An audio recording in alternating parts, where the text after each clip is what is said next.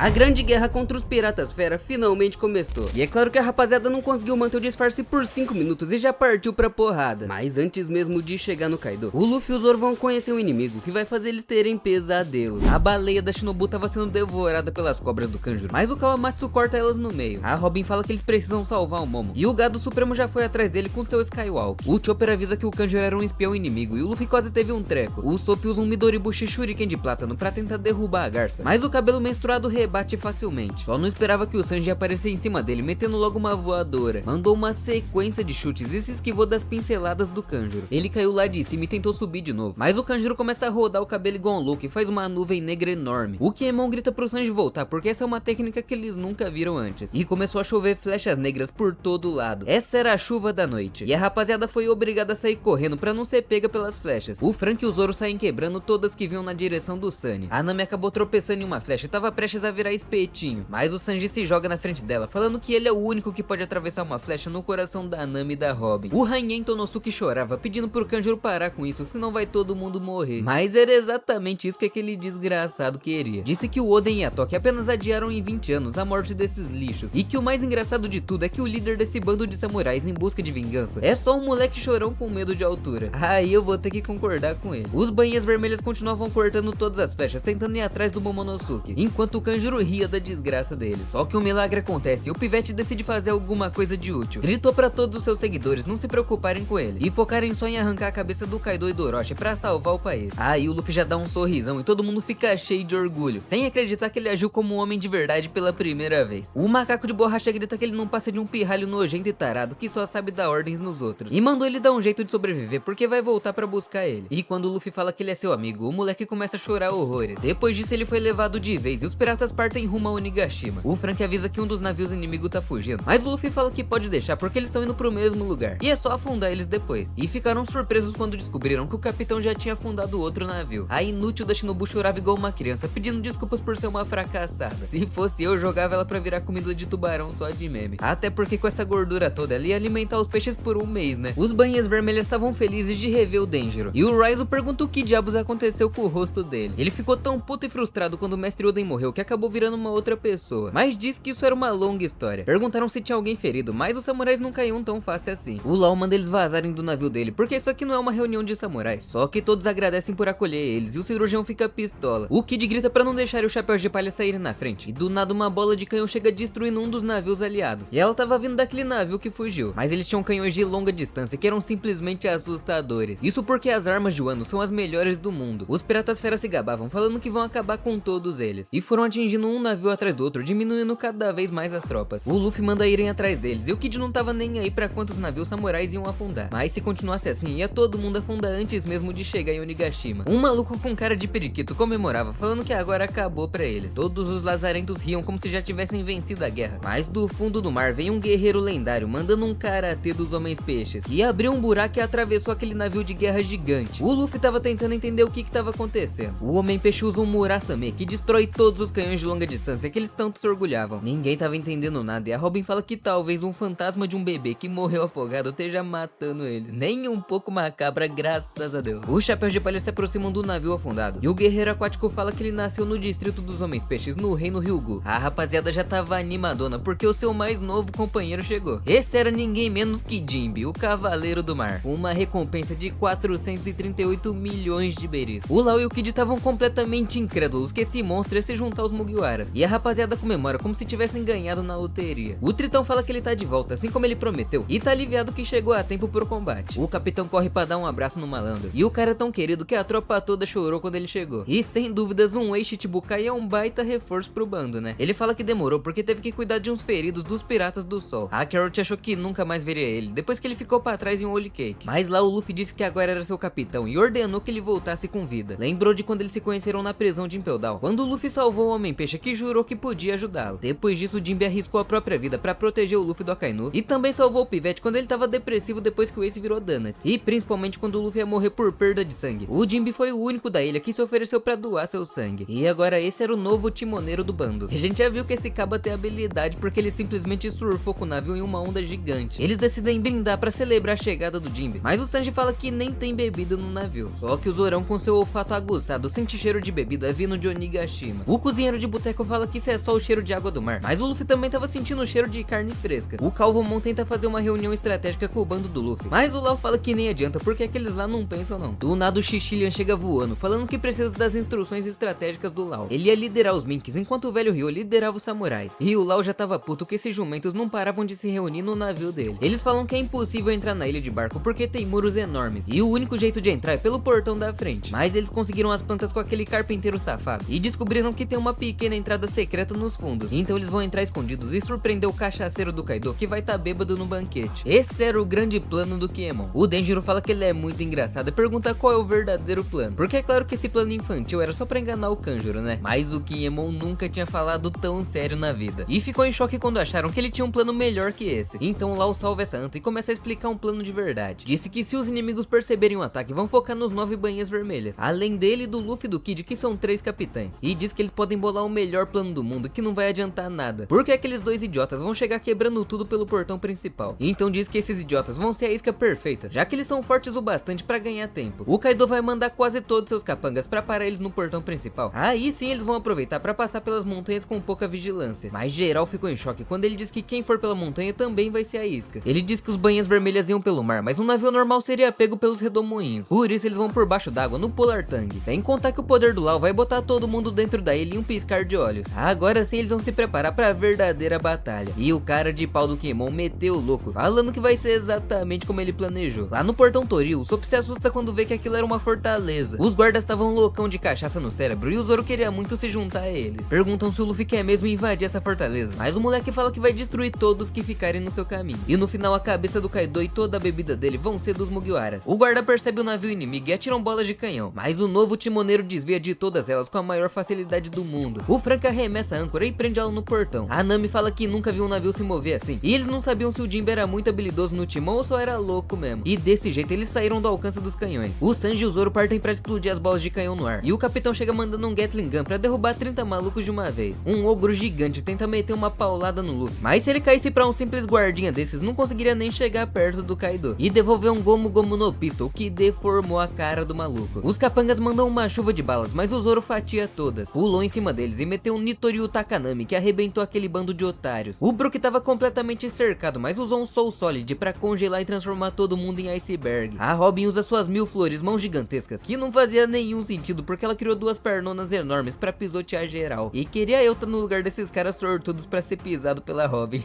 O vagabundo do Sanji tava só de boa ali, apreciando a Robin lutar. Um mascarado tenta pegar ele por trás, mas tomou só uma bicuda pra ficar esperto. O Frank assistiu muito Super Xandão e tava dando 30 socos por segundo. E o Sop fala que pelo jeito não precisam da ajuda deles. O Luffy viu aquela multidão de idiotas e podia simplesmente derrubar todos com seu haki do conquistador, mas preferiu aquecer seus punhos pra grande batalha que tá prestes a começar. O grupo dos samurais fala que eles não podem entrar pelo portão da frente, porque senão eles vão ficar cercados. E por sorte nenhum guarda ficou sabendo deles ainda. Mas um dos navios tinha ido direto pro portão principal. Uma explosão gigante acontece bem na entrada, e o Lau percebe que o navio do Chapéu de Palha sumiu. E eram exatamente eles que estavam fazendo toda aquela bagunça. Os banhas vermelhos ficam desesperados, gritando que precisam salvar os guris. Mas o Luffy já tava mandando um Red Hawk monstruoso pra cima daqueles trouxas. O Zoro e o Sanji cuidaram dos bunda moles que sobraram, e o capitão esmagou aquele bando de vagabundos, não deixando ninguém acordado. Quem é que tanca essa seleção? O Denjiro fica surpreso que os guardas que eles estavam com tanto medo foram completamente devastados. Os 3 patetas falam que eles fizeram um bom trabalho, e o Frank fica puto que eles não fizeram nada. Mas na hora de bater o rango eles já foram correndo. E os samurais ficam felizes que aqueles monstros são aliados e não inimigos. Enquanto isso, lá em Onigashima, os piratas fera faziam uma festa, e o corno do Orochi tava se divertindo com o harém de novinhas dele. Elas falam que ele tá de bom humor hoje, e ele conta que é porque tirou um lixo do caminho dele que não parava de atrapalhar, e já disparou pra atacar as minas de novo. Na sala do lado, o Queen mandava trazerem mais sopa de feijão vermelho, e ficou furioso quando falaram que já tava tudo reservado pra Big Mom. Começou a explicar que ele é uma celebridade que todos amam, e que se ele ficar magro vai virar o homem mais lindo do mundo e roubar todas as casadas pra ele. Na floresta tinha uma pessoa com uma máscara de festival macetando as montanhas, e esse aí era simplesmente o filho do Kaido. E o chifrudo tava mandando todo mundo sair pra procurar o moleque e trazer ele pro banquete. Ao mesmo tempo, os 6 Tobiropos tinham chegado e estavam pedindo uma audiência com o chefe. Ele queria aproveitar e apresentar eles pra Big Mom, mas ela tava ocupada vestindo um kimono, e haja tecido pra fazer um kimono pra uma baleia desse tamanho. Então os Tobiropos foram entrando, farmando aura igual o Sandinho, e agora ia finalmente começar o Festival Dourado. Literalmente todo mundo se juntou pra assistir a apresentação do Queen. O Apu era o DJ que tava botando pra quebrar, e o Devorador de Nutella chegou no maior estilo, arrasando os corações das gasosas. Ele dançava, requebrava e botava pra quebrar, e começou a fazer uma batalha de rima contra contra o Apu, levando a plateia à loucura. O Orochi pergunta se o Fukurokujo não vai curtir o festival, mas o Cabeça de Pica fala que ele precisa estar atento a todo momento pra proteger o Shogun. Só que o vagabundo manda ele parar de ser burro, porque é graças à estratégia genial que ele criou, todos os banhas vermelhas viraram ração de peixe. Então não tem mais nada pra eles se preocuparem. Ou será que não? Enquanto isso, os Tobiropos estavam reclamando que o Queen não calava a boca. E a tarada da Uchi tava louca pra dar uns pega no irmão dela. Eles estavam competindo pra ver quem ia virar a próxima celebridade se o Queen morresse. E o único que não tava nem aí pra isso era o X-Drake. E geral usou o Peijuan, falando que ele não tem nem chance porque ele deixou o vendedor de yakisoba fugir. A Uchi já ameaça matar todo mundo que tá rindo do irmão dela. E o Rushu manda esse bando de idiota calar a boca. Só que a mais gasosa de Wano, Black Maria, falava que eles são muito apetitosos. E eles queriam saber por que foram chamados aqui. E quando a Uchi pergunta se o Kaido é idiota, todo mundo já ficou em choque, mandando ela nem sonhar em se irritar com o Kaido, senão vai todo mundo pro beleléu. Enquanto isso, lá no mar, os samurais estavam finalmente alcançando o chapéu de palha. E o olfato pra cachaça do Zoro nunca decepciona, então ele voltou trazendo uma caixa enorme cheia de bebida. E a rapaziada já se junta pra brindar antes da grande batalha. Afinal, esse podia ser o último brinde da vida deles. Mas é claro que todos estavam muito confiantes. O Luffy começa a cantar pra celebrar a chegada do Jinbe, mas o Kinemon interrompe ele surfando com o submarino do Lau, agradecendo por terem conquistado o forte. Agora todo mundo tava animado e acreditando que eles realmente podiam vencer essa guerra maluca. E estavam correndo pra nem dar tempo do inimigo se preparar. Então todos os samurais desembainham suas espadas e gritam que vão acabar com a raça do Kaido. Do nada o Luffy interrompe o brinde e fala que vão deixar pra brindar todos juntos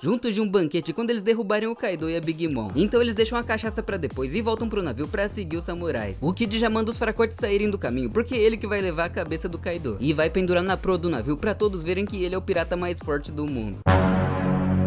O Luffy, que não é bobo, já manda o Jinbe botar sebo nas canelas e passar o navio daquele maldito. Do outro lado, o time do Lau já tava se preparando pra mergulhar. Eles afundam a 100 metros do mar e partem direto pra entrada dos fundos de Onigashima. O Luffy grita pra todos os guerreiros que eles vão na frente e continuava competindo com o Kid pra ver quem chegava antes. O Kinemon manda os homens não baixarem a guarda porque pode ter uma emboscada a qualquer momento. O destino de Wano vai ser decidido nessa batalha. E hoje os samurais vão se vingar por tudo que aqueles malditos fizeram com o país deles por 20 anos. Eles finalmente chegam em Onigashima e dão de cara com um crânio gigante. Todo mundo fica de boca aberta com o tamanho daquilo. Essa é a fortaleza do Kaido. Todos os guardas estavam dando uma festa, então não tinha ninguém esperando pelo ataque. O que quer dizer que ainda não receberam as informações do Kanjuro. O Usopp é visto um guarda chapadaço de longe. A gatinha grita que só pode ser invasores. Mas antes que eles pudessem fazer qualquer coisa, o God Usopp lança uma semente do sono que faz todo mundo tirar um ronco. Os samurais chegam logo depois com todo cuidado pra não serem vistos, mas não entenderam nada quando os guardas já tinham sido silenciados. O Jinbe fala que se eles chegarem com esse tanto de navios, o inimigo com certeza vai reagir. Então eles se preparam pra portar, porque a partir dali eles iam a pé. Mas o que ninguém esperava é que os samurais começaram a destruir os próprios navios pra esconder eles no fundo do mar. O Luffy pergunta se eles têm cocô de galinha na cabeça e como eles vão fazer pra voltar agora. Mas o Kinemon manda ele ficar tranquilo, porque agora eles só vão embora pelo portão da frente, segurando a cabeça do Kaido. Eles se dividem em dois grupos pra tomar as trilhas da montanha e caminham em silêncio pro inimigo não perceber o ataque surpresa. A Robin, macabra como sempre, fala que eles vão ser engolidos pelo mar. Aí o Deb e o Lloyd entram em choque, achando que eles iam ter que afundar o Sunny também. Mas o Jinbe conseguiu esconder um ou dois navios. O problema é que assim que eles desembarcaram, deram de cara com milhares de inimigos e perguntaram como eles não perceberam isso antes. Mas a Robin era a única com o cérebro ali e mostrou o portal do Kinemon na ponte. Ele tava deixando todo mundo com as roupas do inimigo pra poderem se misturar na multidão. O Luffy já corre pra zoar o Kid, falando que agora sim ele parece forte. E o cabeça de tomate só aceitou porque ia ser bom pra ignorar os lixos e partir direto pro Kaido. O Luffy também passa por lá e fica parecendo um Gogo Boy. O Guaxinim de estimação ganha um capacete bem másculo e a Nami fica mais gasosa que o normal. O esqueletão fica puro drip, mas a Robin fala que ele ficou sem graça. Mas qualquer um ficava sem graça perto desse traje dela cheio de respeito, né? Todo mundo ativa o modo rock and roll e só o Usopp fica exatamente do mesmo jeito. E o Kinemon explica que se eles ficarem peladões ou rasgarem a roupa, ela desaparece. Depois disso começa a usar discurso